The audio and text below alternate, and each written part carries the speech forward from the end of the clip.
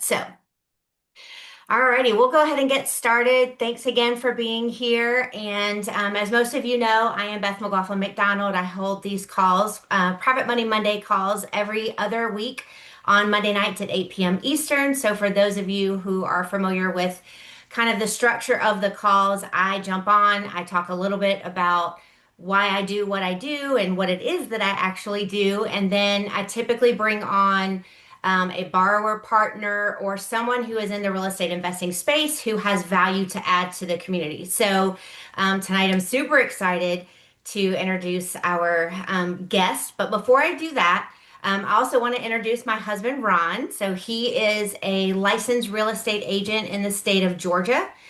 He works for a brokerage firm that is across the company called Epic. So little plug, if you ever need a real estate agent, we can handle that for you as well. He does work a W-2, so right now he's just kind of doing it in the pockets of his day. And we just thought that it made a lot of sense for me in the investor space for him to get his license. He held it in Virginia years ago, so he decided to go ahead and jump back in there. So I'm excited, like I said, for this call tonight. But before I let Jared jump in and do his intro and tell his amazing story, if you haven't been on one of these calls before or watching a recording for the first time, again, my name is Beth McLaughlin McDonald, and this is Private Money Monday. So we got here because, as a lender myself, year and a half, almost 2 years ago, I deployed funds into a deal and told that lender, or excuse me, told that borrower. I will do that all night long, by the way. Borrower, lender, I do it constantly. I get them mixed up. So I told the borrower, here are the funds, and if we create a relationship, if you communicate with me, these are your funds to use over and over and over again. Like, make it easy for me to be a lender, make it easy for you as a borrower. Just use this money over and over again. Instead of, churning and burning, like, let's just rinse and repeat and make it simple for everybody.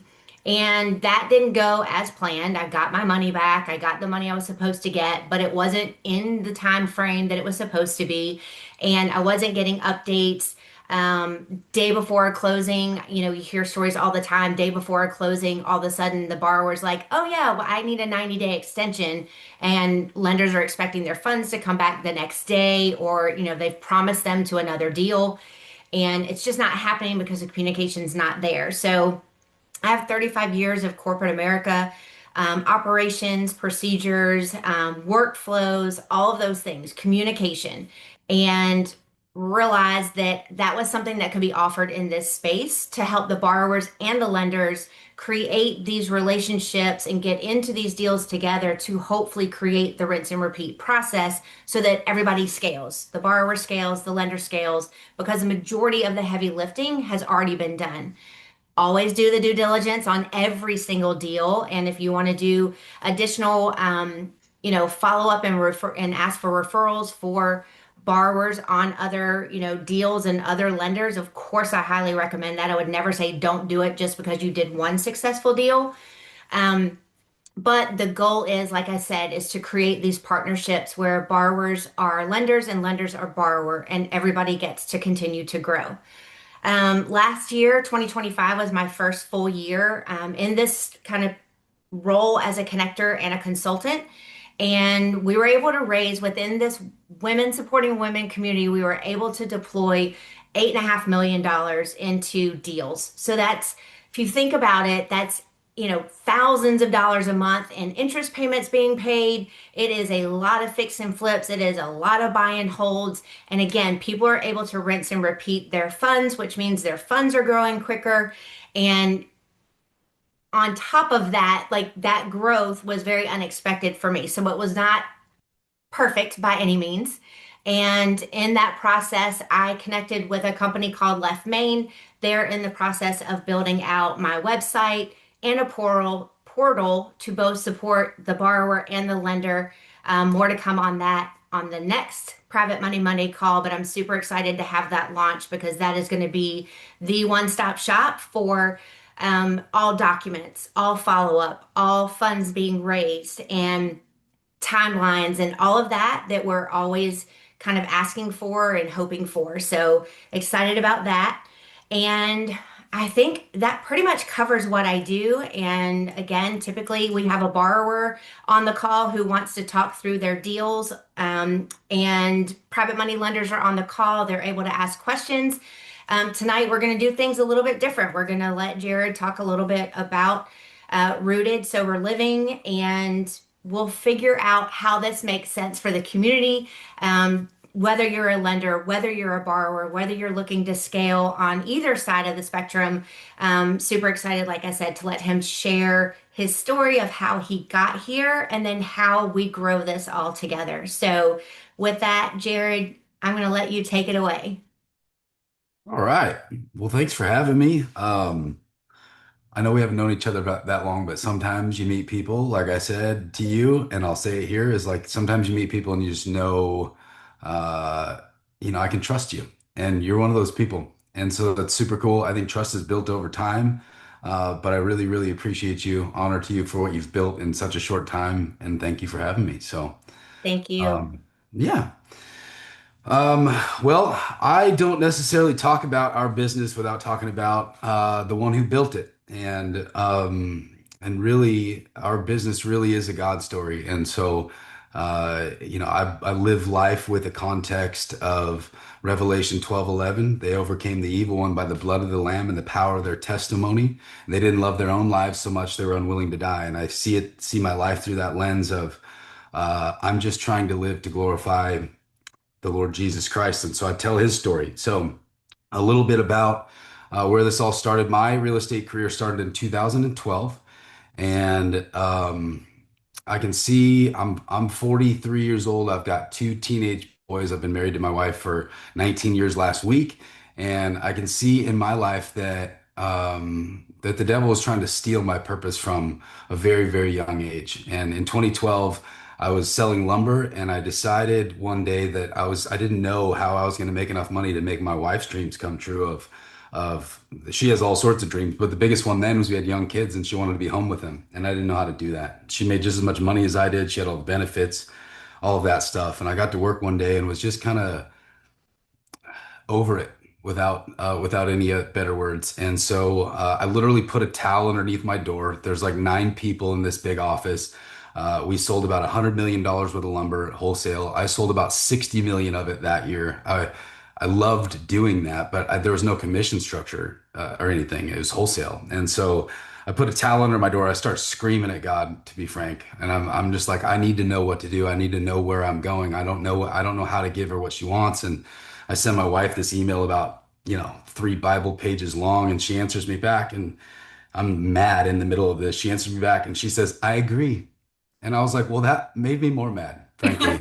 Um, I was like, you agree with what? And then she answers back with one word, and it said more. And that's where things like really shifted in me. That's where I just felt the shift, and I'm like, more. So I read back through this email, and basically I was just telling her that I know that I was made for more. And as I get done reading this email, my mom sends me and my uh, 2 brothers and sisters a text, and it says, one of you kids should get your real estate license because your grandmother's cancer's back and I need help. And I blamed every bad thing in my life at that point on real estate. I hated the idea of real estate. I was in the process of giving my first house back to the bank that I bought in 2007 with my wife. I blamed my parents' divorce on that. I blamed my own weed problems and alcohol problems and all of my problems on real estate. And I blame, like, my dad said that real estate caused their divorce. So I just kind of bought into that lie. And so when my mom said real estate in this moment where I knew that things were shifting, it just, uh, it just kind of made me mad. So what did I do? I got my real estate license, and 19 days later, I quit my job of 10 years, and I just went all in because like I said, it's if God calls me, I'm going. I ask him all the time to put up a billboard, and when he puts up a billboard, I'm not going to hesitate. I'm just going to go. So that's where it started. Is got my real estate license. Then fast forward a couple years, I had this vision of figuring out passive income, and now I see passive income, unless you've got plenty of money, I see it as a myth, like a really, really serious myth. But I had this vision of I thought I was going to be like a pastor. I sing worship at church a lot. I do a lot of things at church. I like to be an involved church member, but I didn't want to be a professional paid Christian, and I wanted to figure out real estate in regards to how I can be at church all the time. And so um, I had no idea how to do that. You know, from 2012 to 2016, I did a bunch of different like REO stuff in that market. I was up in Seattle, Washington, where I grew up, north of Seattle. And I'd done a lot of different transactional stuff. And then I started working for a few flippers. And with all of the honor and respect and love for those flippers, I was helping some pretty dumb guys make some pretty good money. And I'm like, I think I can do this, you know? And so that's where investing started for me. And about 3 years into that, you know, I'd built a construction company. I'd done a lot of things that weren't working. And I was really asking the Lord again, like, what do I do? I'm not getting closer to this passive income that I see. And how do I do it? You know, is another moment where I was just fed up, and it was on a Sunday. On Monday, this is in May of 2019. On Monday, my friend, I took Mondays in my real estate business, and I still do. I take Mondays and I just serve people I know, people I love, people I have things going on. I just figure out how to serve them. And I called her one day and she's like, Jared, I love when you call me on Mondays. I was like, cool. Can I run some numbers for you? Can I bring lunch to the office? Like, what can I do? And she's like, no, no, no, no. I need you to look at this house. And this house that I will show you real quick. She's like, can you guys see that? Yes. Okay.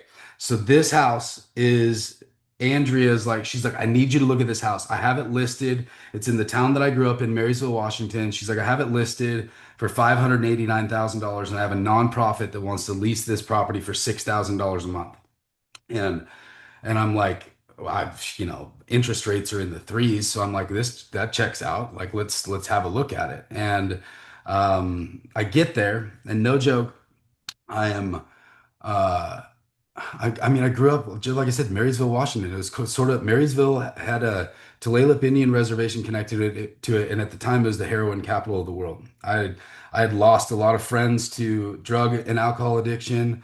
Um, uh, and I just didn't know how to help. And I was frankly just mad at the people and the drugs at the time. And so when she shows me this house, and then she shows me brings this representative of the nonprofit, which is Oxford House. They do nationwide. They do sober living houses. Brings this guy in, and I'm like, I look at this house, and I'm like, no, we're not gonna do that. Like, I think it's a stupid idea. The mayor lives right over there. John's gonna be mad at me. Like, there's no way I'm gonna own this house and lease this out to drug addicts. It's not gonna happen. And there's a couple of city council members that lived on this street just down from here. And I basically was just like, no. And so he sort of chuckles and he's like, let me show you another house that's like it, that's operational. So I go and I'll take that off. I go and I look at this other house, and it's a nice house in a nice neighborhood. But I notice as I'm pulling up, I'm like, oh man, I'm pulling into this house that's next door to a really good friend of mine who's an elder at my church. And he'd been a cop in Marysville for 30 years. So I go next door and I'm like, Dave, tell me about your neighbors. And I'll never forget, he just says, you mean my favorite neighbors? And I was like, what? You know, explain that to me, you know, because in my mind, I'm not going to let drug addicts live in this fancy house. And Dave says these are his favorite neighbors. So he's like, when I heard what they were doing, my first reaction was to sell my house and get the heck out of here, you know? And he goes, but then I thought, like, if not me next to them, then who? And so that really shifted me. I met the guys in the house. I looked at the house. It was well cared for. They took really good care of that house, and it had been operational for about 3 years. So it wasn't like they just moved in overnight and I was checking it out. So I was like, okay, there might be something to this. Well, we put this house under contract, and 2 weeks later, and I'll share that again so you can see it. So around the side of this house. So there's kind of a long driveway, but around the side there's a 5 bay garage, and it's 3 garage doors, and 2 of them are double deep. So part of our plan was to take this 7 bedroom, 6 bath house and turn it into a 10 bedroom, 6 bath house. And I needed to build out some of the garage bays. And so I'm there, you know, measuring, getting stuff squared away for that. We're like at the tail end of the inspection period. And Todd, who worked for the Oxford House at the time, he calls me and he's like, "Hey, can you meet me at the house?" And I'm like, "Dude, I'm here." So he comes to me and brings what's called the core member of the house. And I couldn't make it up. If I had to, the core member who was moving into the house was my prom date. And so, in a 2 week span, I went from I don't think drug addicts should live in houses this nice to on my knees in tears after she left, going, "Okay, Lord, I hear you. I'm here to help." And that shifted everything in me. And so from there, we quickly decided we got this house, we built that out, and I worked with the city that I knew and got permits faster than should have been possible at the time, frankly. I think that they almost gave me the permit because they thought they were gonna like win some other case and get us out of there or something. They were like, "Yeah, sure, go ahead. Yeah, change it up." And it was like sort of cocky, but they couldn't really do anything about it because they're an Oxford house is really protected under federal Supreme Court precedents. You sort of have to treat them like a family if they're in your neighborhood, and if you don't, it's just going to be a long headache. And so get this permit really fast, and we closed that house, and then that was July 2nd, 2019. Before the year was over, we bought 10 more houses. Uh, we moved to 4 states pretty quickly. Sort of decided that for us, it was like I went from traditional investing to almost turnkey investing because I saw how bad the need was. And it quickly became like, holy cow, they need these houses everywhere. The drug problem isn't just in my backyard. I just had eyes to see it. It's everywhere. And so that shifted us where we bought 10 more houses. And now we're, almost 7 years later, and we're just crossing over 130 houses right now, and we're in a place where, uh, I've honestly, like 7 years later, I feel like we're sort of starting to get good at this. Like we're starting to understand it. I mean that when I say it that way, where it's like it's been such an incredible learning process, and the need is just so bad, and the people are so incredible that it's just been this learning process, across the country. And so, um, one thing I always like to share is that, uh, I'll go back to this really fast. One thing I always like to share is that this is our motto in Rooted Companies. It's a relentless pursuit of the next bed. And everything we do is about people. I believe with my whole heart that we have to fight to have a Matthew 6:33 business where God says, "Seek first the kingdom and his righteousness." And I believe righteousness means just God's way of doing things. And seeking first the kingdom means putting his favorite resource first, which is people, which is humans. And so I believe that that's what we're supposed to do. That's what we've built in this business. And this right here, you can see I didn't, it's not on accident. I know what the gal's shirt says in the middle. This was like the shocker to me in this community was, which, yeah, it's like, it's like God, like it's people that it's a community of people that just like in any given house, this one is 6 months ago. Like in any given house, they don't take themselves too seriously in this setting, but man, they take each other seriously and they take recovery seriously when they really find community within a house. And you can see there's a bunch of men here, and just like in real life, the woman at the front it says shit show supervisor for those who can't read it, and she is I was going to 100% ask back for you to these read it. guys. I put my glasses on and I'm like, I still can't read it.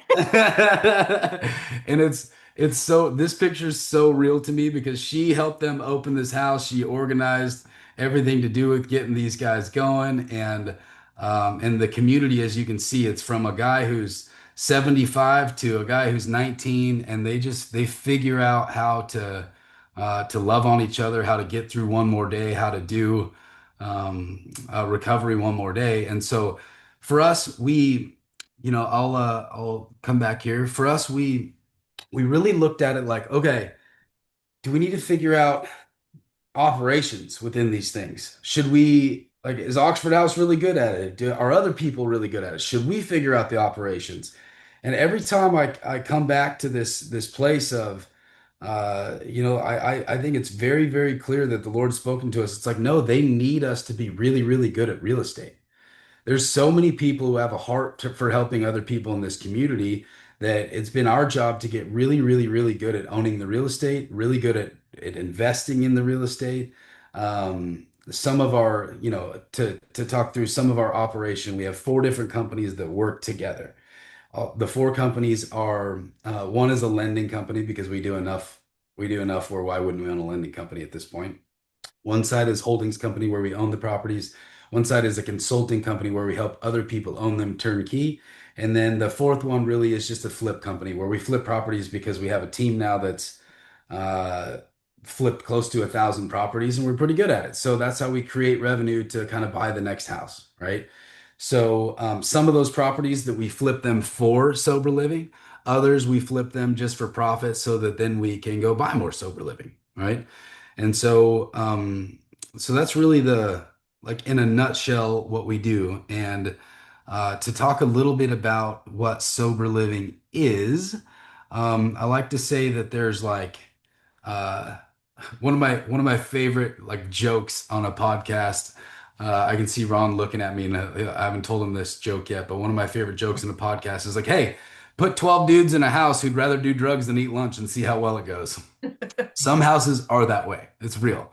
Like we have to like it is more management than just managing a property. We do, even though we're leasing to operators, we do help like a lot. And we make sure that we're very, very involved in speaking into houses. Our management team knows how to speak into houses, but we are not the operator. And so sober living is anywhere from an Oxford house is like those guys that I showed you. There's 12 guys in a house and they operate with like very minimal supervision. The gal that you see in that photo, she'll show up once a week and attend their house meetings and make sure everything's looking good. But they really function as a unit in that house, all the way up to that's a level one house, all the way up to like level four housing, which is like a licensed medical facility where they're helping people on site with staff and doctors and nurses and things like that. So we own them kind of across that gamut at this point. And I feel like um, we're frankly just getting started. And so to tie it back into maybe how we work together, one is I'll go back to this. I got one more here for you. So you see, I got caught up in this thing. My social media guy, made this caricature, and I don't care if it's AI or not. I'm a dork, and I like it. So there it is. And but this is kind of the main things that how different people who invest in real estate work with us. One is you buy turnkey properties. We provide them to where it really is a turnkey asset. You purchase it, we manage it for you, almost like if you've seen, builders who build turnkey rental properties, we're sort of the guys who will do turnkey sober living properties. The list to invest passively, that's like now we're going into commercial assets. Beth and I are going to be talking plenty more about that as we get into that space because it just really is opening up to us as a massive need. And so, as Travis and I are working through, the team really taking on, we have some incredible people on our team. The team really taking on residential. We're really looking at this commercial space, and those are just bigger assets that take more people and capital, and it's necessary. And then the private money lender, I put on there, ask Beth because that's what she does, and I'm gonna send her every opportunity we have for that kind of stuff. And then the tenants, this is something that Ron and Beth and I are talking about is like how do we really help in Savannah and their local neighborhood? And we're reaching out around the country to find different tenants that need us because, like I said, so many people have a heart for helping people but they don't know how to buy a building. They can pay rent just fine because there's plenty of people that need it outside of treatment and stuff, but they don't know how to buy a building, and that's where we come in to be able to buy them. And then lastly is some of the story I just told you. It's like Travis and I have sort of been in a dungeon building this thing for 5 or 6 years, and it's like we're just getting the word out. Brandon Turner had my partner on his podcast, and that sort of launched us into this place where we're, helping other people do this stuff, and that turnkey stuff really came about. But now, there's a really big emphasis on getting the word out because we think we're structured to help a lot of people. So, if you know of different real estate podcasts or anything that I should be on, I'm here for that. Outside of that, I think I went pretty fast. You covered a lot. I've been taking some notes on some things that I want to dig into a little bit more. Good. So one of the things And you and I talked about this yesterday when we were kind of talking through and prepping for tonight. I didn't really understand sober living. Like how? Like who's going to live there? How are they going to live there?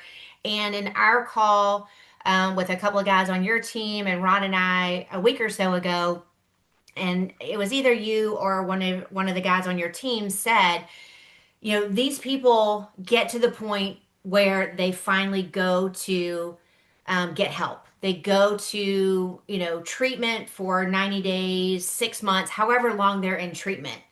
And now they're out. And the worst thing they can possibly do is go back to the environment that put them there in the first place. And that was kind of my aha moment because I was like, where does this fall in? Like, where does it make sense in the timeline of not sober and sober? Like, what purpose does it serve? And having that clarity made so much sense because it's so true. It's just with anything, you go and you get help and then you get out. Now what? I mean, you go to jail and you get out. Now what? Like, what put you in that environment in the first place? The last thing you need to do is go back to it. So, that helped give me some clarity on the purpose of it, and that kind of like where it falls in line. You mentioned Oxford House a couple of times. Can you dig in a little bit on what they do and what they offer if others on the call don't know exactly who they are and what they do? Yeah, absolutely. So I appreciate that. Sometimes I get off telling the God story, and that's why I went quick and stopped you so you could ask good questions. Yes, Oxford House is a nationwide nonprofit, and so they really call themselves a peer-run organization. For those people, like you said, on the other side of treatment, you have to be involved in some sort of there's kind of rules to get in. You have to be involved in some sort of recovery program, like a 12-step program or a Celebrate Recovery program. You have to be actively in a program. But they basically were created in 1975 by some guys who like were going through AA, and that's why it's called Oxford House. Oxford is it kind of original to AA in plenty of ways. But the it started in 1975 by some guys that like, okay, our credit's ruined. Like we're not doing so hot and like on making cash, but like maybe we could rent a house together. And so they really put together a structure on how they could rent a house together. And then they got, they were in DC. It was right outside of DC, so they got some people in DC involved. They got Ronald Reagan to sign off on some of it, like way back when. And they created this structure that is now across the country, and there's 4,400 homes nationwide that are considered Oxford houses. And so it's a peer-run structure where they have a voting process. So it takes like if you want to move into an Oxford house, an existing Oxford house, you have an interview with the people in the house, and you have to get voted in. And it takes a 80% vote to get voted in, and it takes a 50% vote to get voted out. You can get voted out pretty quick. And if you don't follow the rules, if you don't clean your space, if your job is to clean the kitchen that week and you don't do it, you can get fined. If you don't do it for a whole month, they're going to kick you out. If you miss curfew, you're going to get fined. If you miss curfew multiple times, they're going to kick you out. If you show up and you smell like, you've returned to use, as they call it these days, you're not going to live there very long. They're going to figure out a new place because they have to keep that safe space going. So Oxford House is really a structure, but it's also a massive nonprofit at this point that has a $30 million a year budget out of DC. So, Wow. And they help place. So you go to them for people to put in your houses, or people go to them and they reach out to you. Like, how does that partnership work? yep. So there are tenants. They're not structured to buy houses, but they lease properties, and we sign a simple lease with them. So like that house I showed you, I signed a 5-year lease at $6,000 a month on that place, and it's a flat rate that we work out with them. Typically, we're signing 2 to 3 year leases. That one was the 300th house in Washington State, so it was like a big deal. They brought the governor there.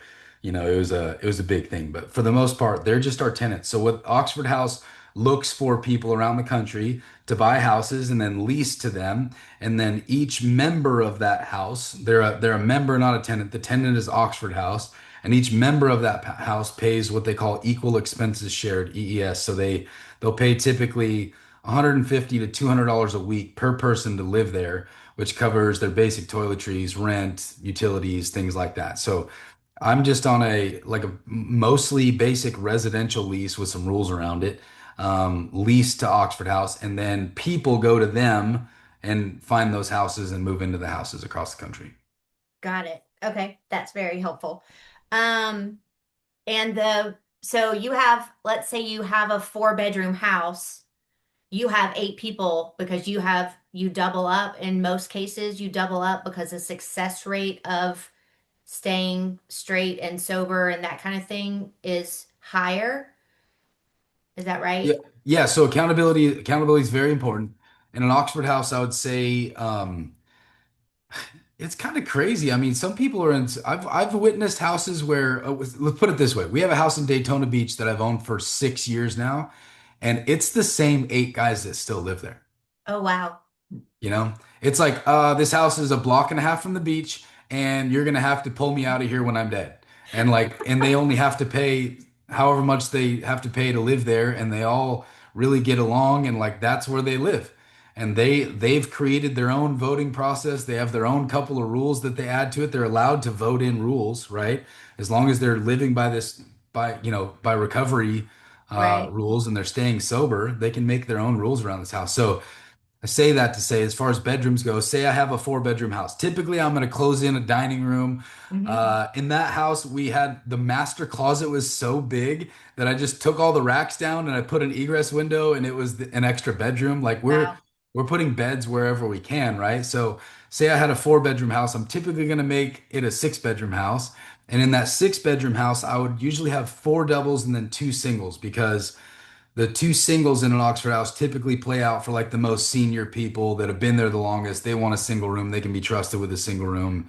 The community appreciates that, and they sometimes will pay more to have it and things like that. Right. But typically we'll have one or two or maybe even three single rooms depending on how big the house is, but mostly doubles. Okay. Bridget, I see your hand up. You want to go ahead and ask your question?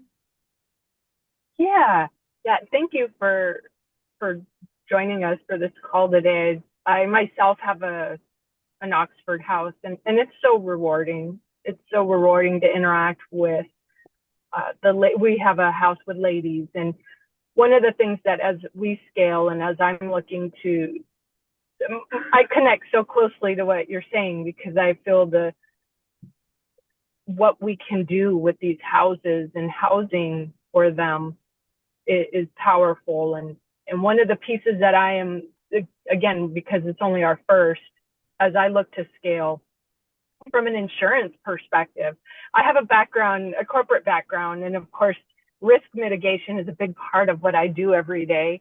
And so that always sits in the back of my mind because I know that insurance and the coverage for as you scale and you have these properties, like what are the steps or what have you done on like the insurance side of having so many of these properties, because that's a lot of properties and that potential risk. Yeah. Well, you're not kidding. I feel like you're speaking my wife's language. I'm the crazy entrepreneur who's just going to go figure it out and figure out the next bed. And then I have like, a small army of people making sure that the thing doesn't burn down, you know? Um, but Yeah. yeah, no, that's insurance is very important. There's two sides to the insurance question. As far as Oxford houses go, we have had, from Easter of 2021 in the middle of COVID, we had a house burned down on Easter in Milwaukee, Wisconsin. Thank God everybody was safe. But we had a house burned down. Insurance covered it. It was great. We had regular homeowner or landlord insurance policy on that thing. We were looking into the Supreme Court case that they won, and we really felt like the way that federal fair housing laws covered them, that the attorney for Oxford House had talked to us about this, how they would fight for that precedence till the death and like defend us. So we sort of leaned on that trust a few times. And Uh-huh. insurance claims from regular landlord policies, we've had five of them, and all of them we've had no issues. One of them was a vandalism case, a massive one, caused $68,000 worth of damage in Rockford, Illinois. This guy basically had relapsed. He kicked everyone out of the house, and over a 3-day period before the Oxford House could get him out of there, he caused $68,000 worth of damage. Wow. And Oh, wow. within the Oxford House structure, they uh, like the insurance didn't, it was just trespassing. Like if you've been voted out of a house, you're now trespassing. And so they considered it, the insurance company considered it trespassing, paid the claim. We got that house fixed up. I think we made $10,000 on that deal after fixing it up, right? Um, Mm. but then there's the other side of, now that we've scaled, it's a whole animal with our insurance company. It's a lot of money every month to protect the property management company. It's a lot of money every month for our umbrella policies. It's a lot of money every month to kind of like make sure the whole mission's protected. And we have a more of a commercial portfolio policy on all of our properties that we can kind of extend that coverage to our property management clients. Got it. Yeah, I'm thinking about the future already. We're not there yet, but the future is prepare. You require that preparation. The other side is your team. It's so exciting to hear that you have such a large team. How did you acquire and grow your team and have the right people? Because I have an HR background, so it's finding the right people to help you in your vision and what you see in the mission that it is of serving so many other people. And I there are times I wake up and I pinch myself because of the love I get from those that live in the house. I've gone out and I visit, and it's just it just fills my heart. My cup is overflowing because they are so grateful and so appreciative, and it's rewarding. It's rewarding, if that's just one word I could say.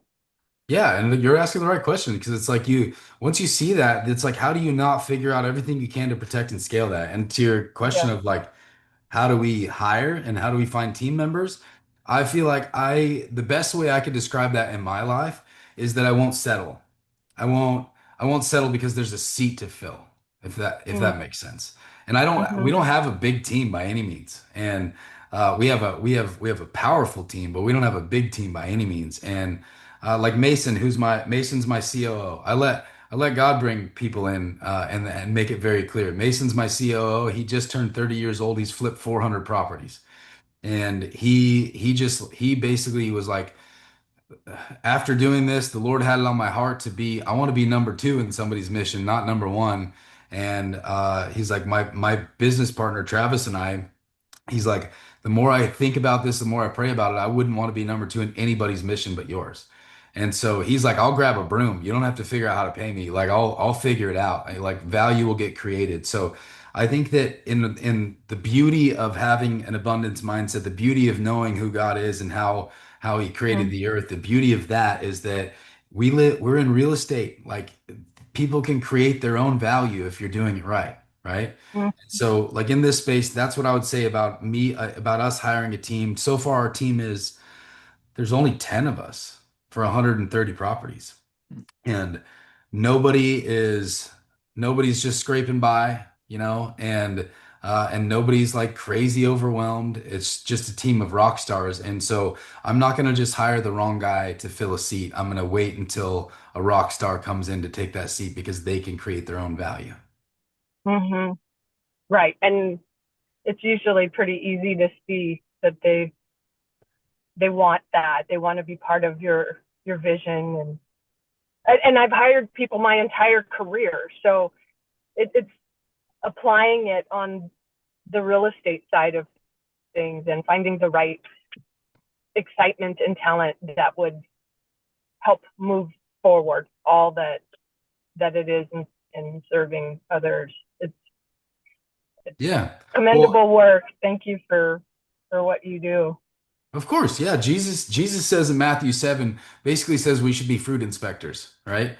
Like you'll know them by their fruit. And so that's kind of That's also how I look at hiring. It's like, yeah, there's lots of people in the recovery space who like want to help, but like, can they? And what does that look like? And what have you done? And how is what you've done really, really going to translate to helping more people? Do I know that you're going to adopt my relentless pursuit of the next bed?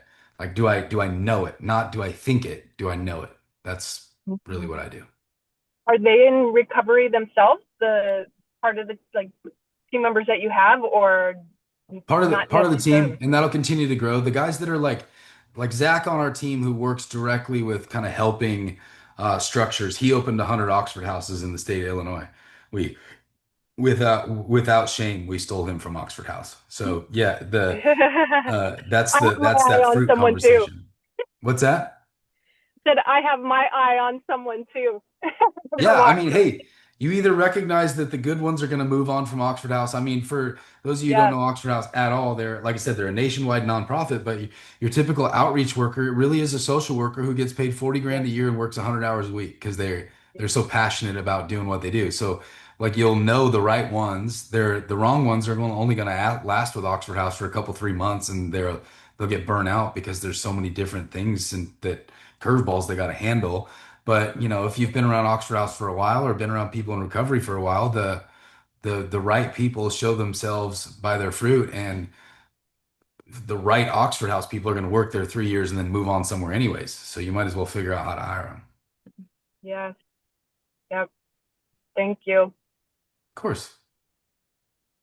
Thanks, Bridget. There's a Hmm. question in the chat that is asking, Tamara's asking, do you create an LLC for each house?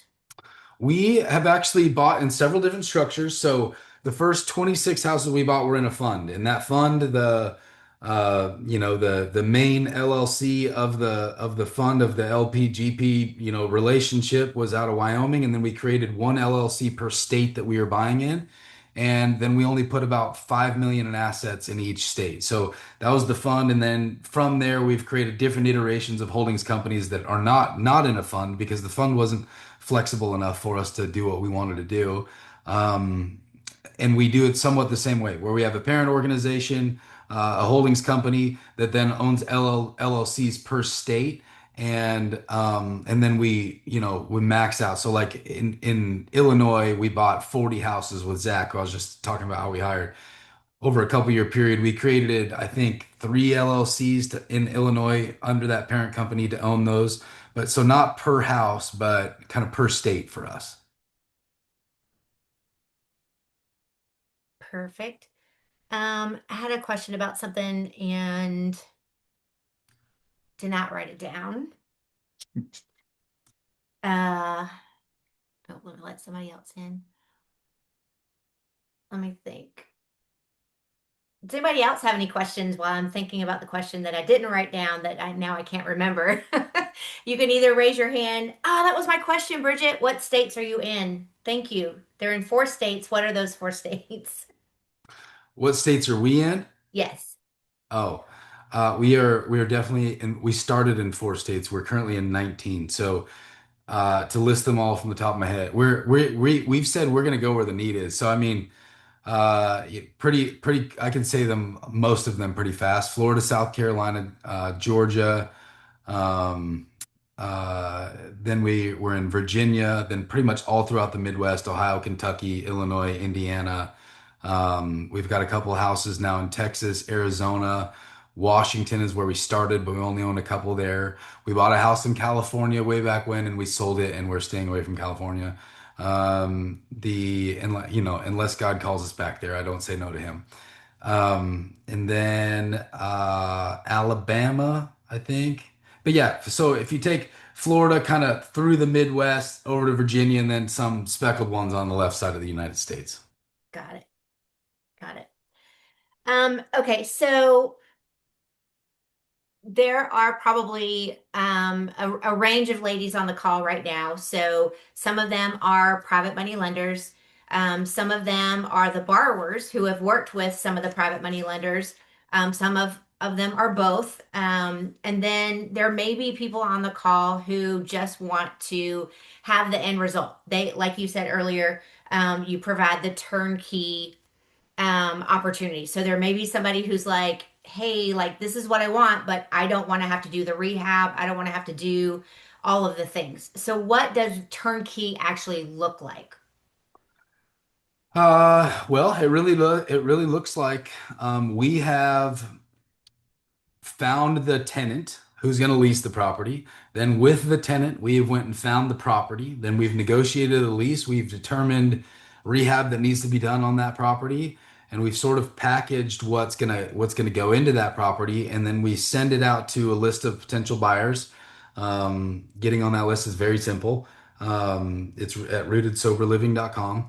But we send it out to buyers. We use a software called Deal Check that I mean, I could pretty simply walk through a deal if you wanted me to. I mean, I'm game for it. I mean, sure, Cool. if it's easy. Yeah, it's Go for it. easy. We got we've sent several out this month. I'll not try too hard to cherry pick. Let's see. There's one right there. Cool. Okay. Share over there. So this house is in Bloomington, Illinois. This is one that went out to the buyers list earlier this month. This is really what it looks like. It's a $281,000 purchase price. We try to, this is our main metric we use is cash on cash return. We're calculating these as a 20% down DSCR loan, estimating current rates the best we can, and then our fees and things included. And I'll walk you through a little bit of the numbers. It's pretty simple. So, purchase price 281. This is what you'll get is like a quick synopsis via text and email, and then a link to this, which is what we use to run the numbers. So, um, purchase price 281, down payment on that 20% down, 56,000. The purchase costs, quick breakdown of like this is an on market, some are off market, some are, take your pick. Some, but ones like this is on market. So we're going to have a traditional home inspection period that we'll walk through you with, where we identify any issues with the house and get them and negotiate with you, for you, on your behalf, with you. Kind of however you want it, whatever your experience is, we'll hold your hand along with an agent.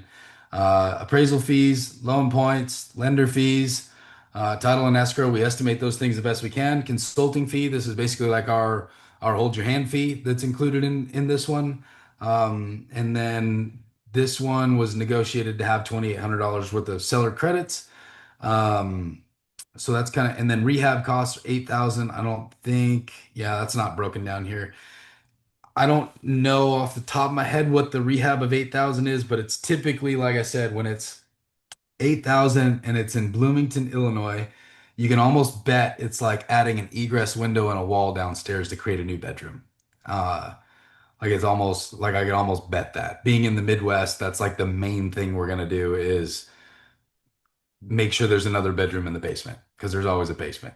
Got it. Uh, So that's really what it looks like is like we send these out, you have the opportunity to purchase it, own it, and then if you go to the ongoing cash flow, which you can break those numbers down all you want, we charge how we get paid is that flat fee that you see on the consulting fee, and then 10% ongoing property management. Our property management company is very, very maintenance heavy. As you can imagine, it's a asking Bridget questions about liability. As you can imagine, it's really, really fun for me getting a licensed property management company in 19 states. Yay. But we thought that that had to happen and for us to kind of stand out in the space. So so those are the two ways that we get paid. So there's your that's kind of the breakdown. Past that, I don't on these sheets, I'm actually working with Mason because Mason challenged me recently because I don't do some long-term projections. Like this is a we do cash flow projections knowing that people the leases are typically 3 years, and 91% of the time in sober living they renew those leases. And it's my firm belief that the 9% when they don't release it is because the landlord sucks, frankly. So that's how bad the need is like if you find a house and you fill it, it's going to stay full for as long as and until God says, "Hey, we solved addiction." So Do you that's find, can I interrupt really quick? Sorry, I don't absolutely. forget my question. Do you find that after that 3 year lease expires and you renew the next lease, can you increase the rent? Yeah, an average of 10% is what we've been getting. So if we're doing longer than a 3-year lease, we just build that in. Um, but yeah, at the end of a 3-year lease, we're getting 10% increase on rent. Got it. hmm we shoot for a 3% increase annually.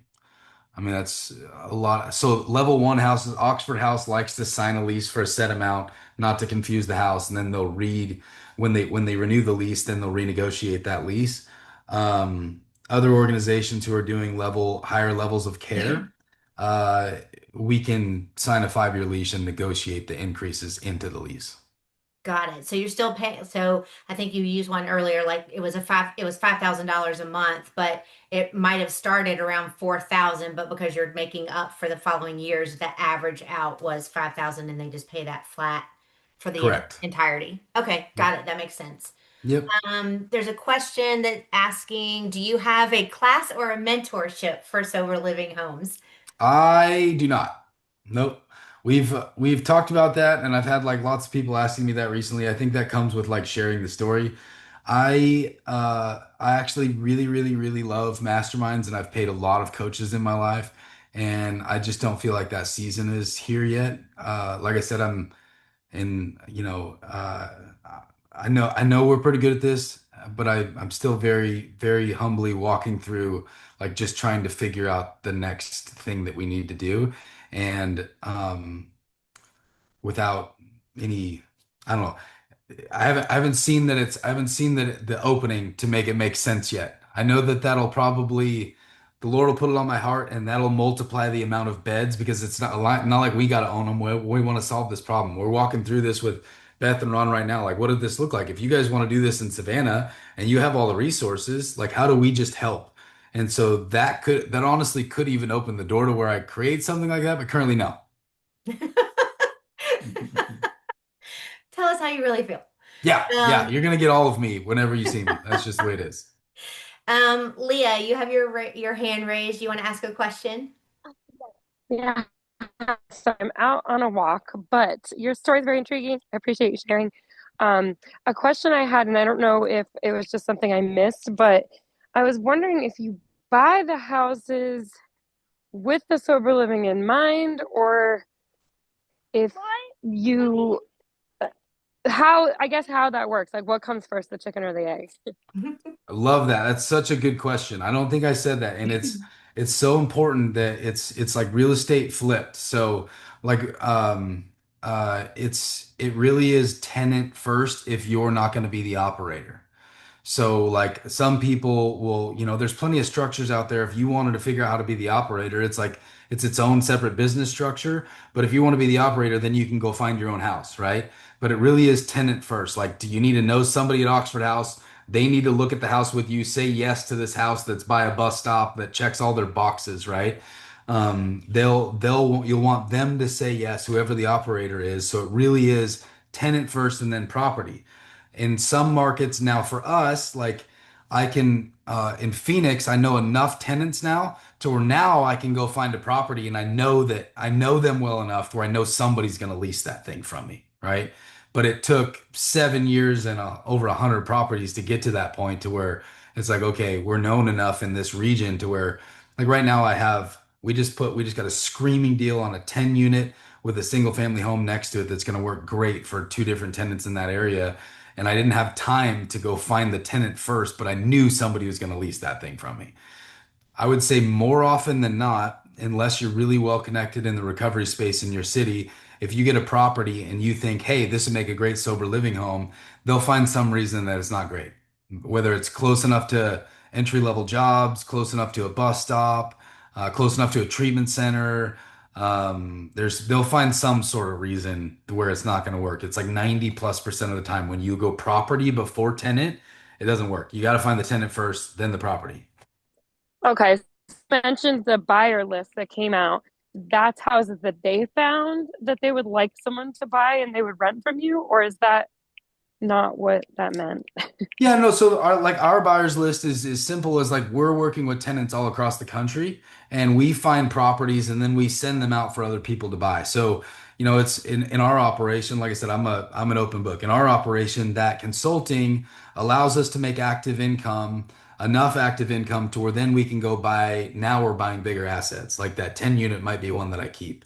We're buying a $10 million commercial building outside of Denver for kids kind of downstream of this in behavioral health. Like we can go buy bigger assets. So like our that buyers list is for other people to buy them, and it's an active income company for us that we then turn into passive income now again. Oh, okay, got it. So that's like commission for you guys. Yes. Okay, thanks.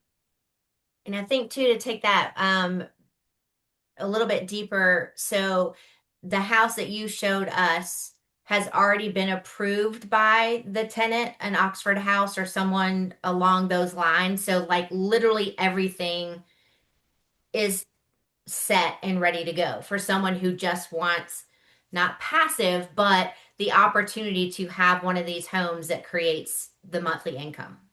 Correct. Yeah, I think we've created as close to a passive income as you're going to get. So the lease will be signed before you close.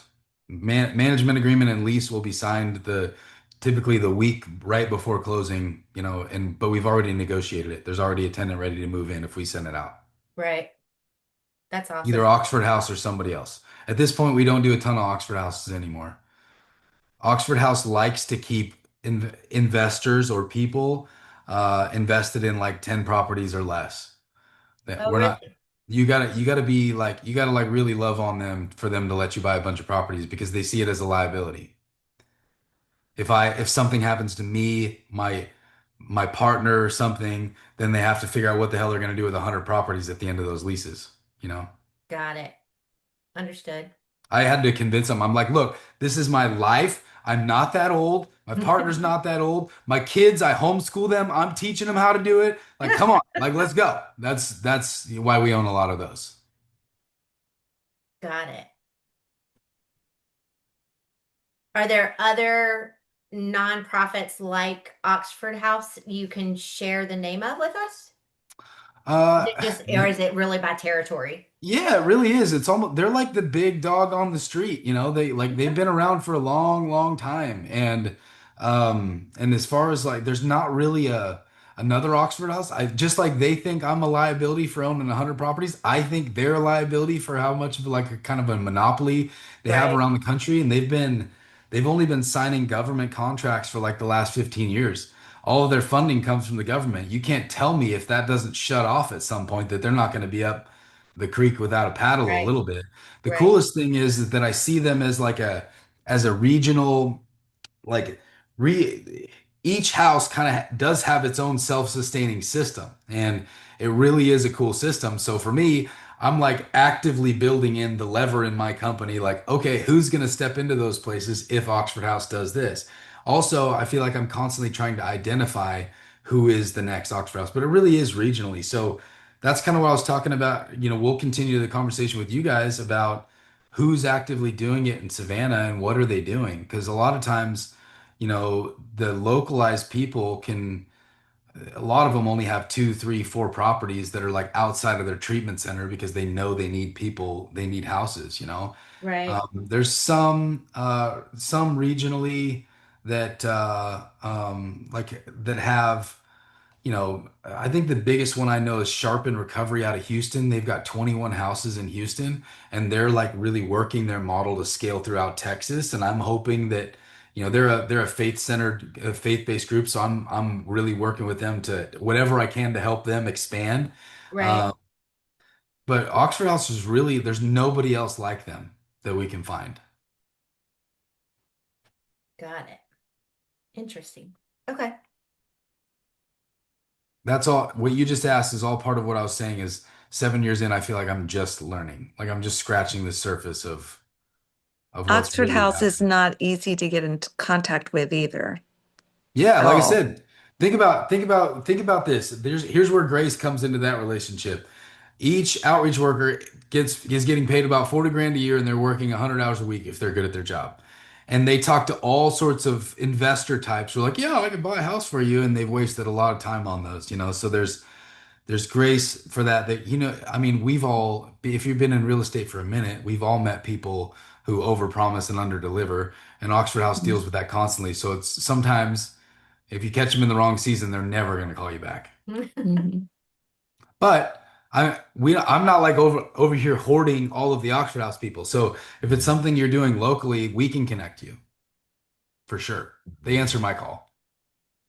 Okay.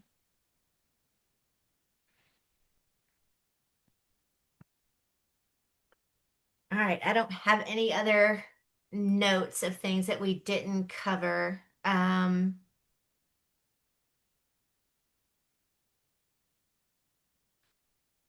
Yeah, I think I've covered everything on my side. Does anybody else have any other questions? Raise your hands, speak up, go ahead and unmute or drop it in the chat. Or Jared, if you have any kind of like closing thoughts or anything call to action, whether they're a lender, whether they're a borrower, whether they're looking to have this turnkey opportunity. What are your closing thoughts? Yeah, I dig that. So I'll go back to this right here on the closing thought. This is different ways that you can help us help more people. So the turnkey one is a really simple list. You can get on there and just see all of our deals, rootedsoberliving.com.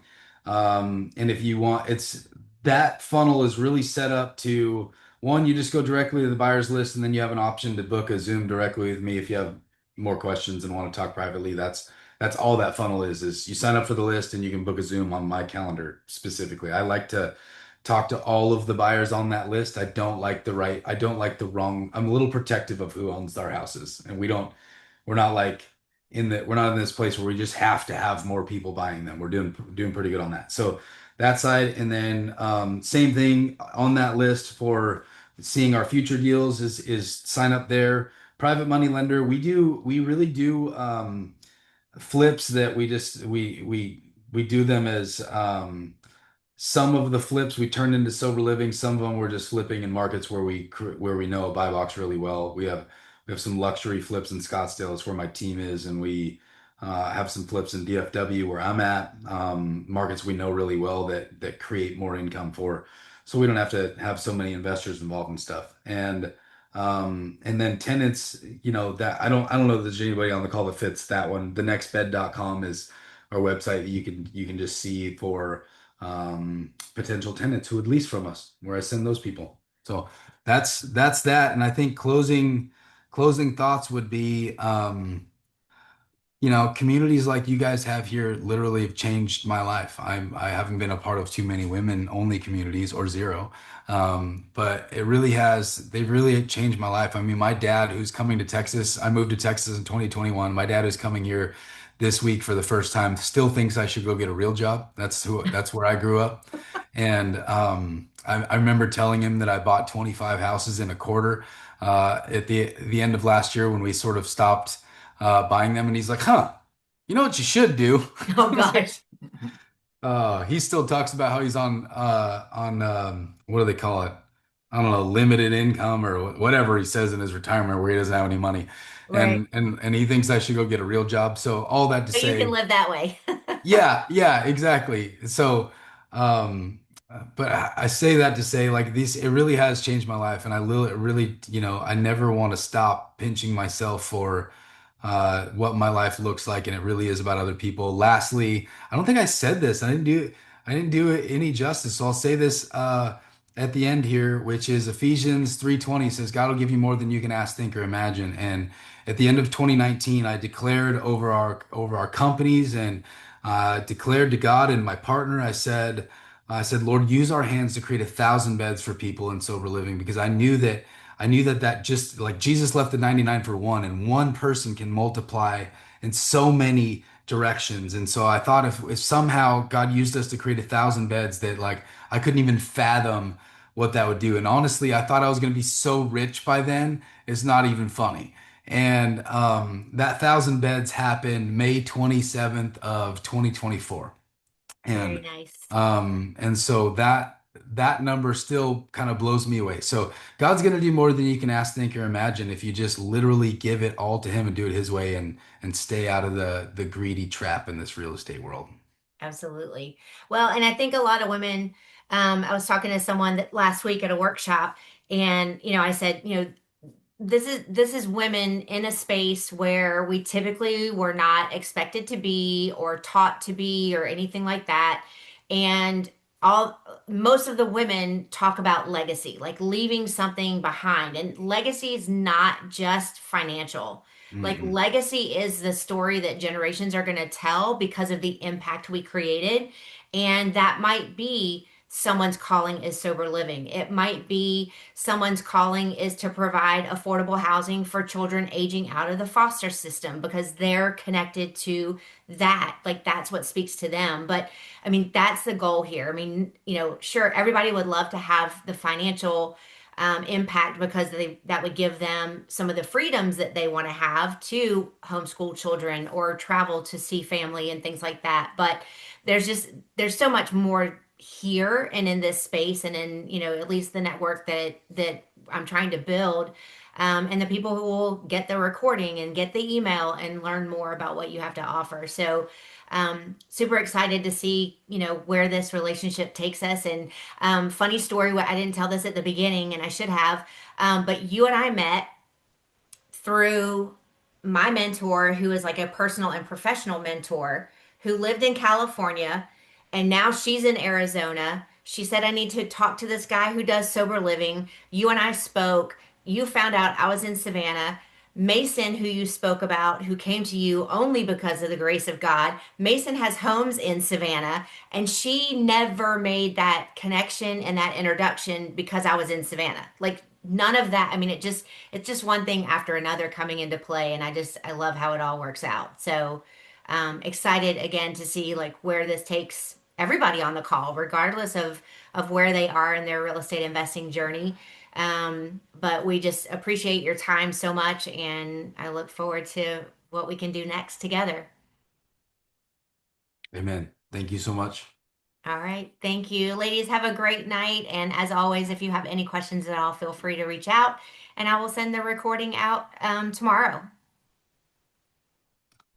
All right. Y'all You have a got good night. Thank you again. Bye.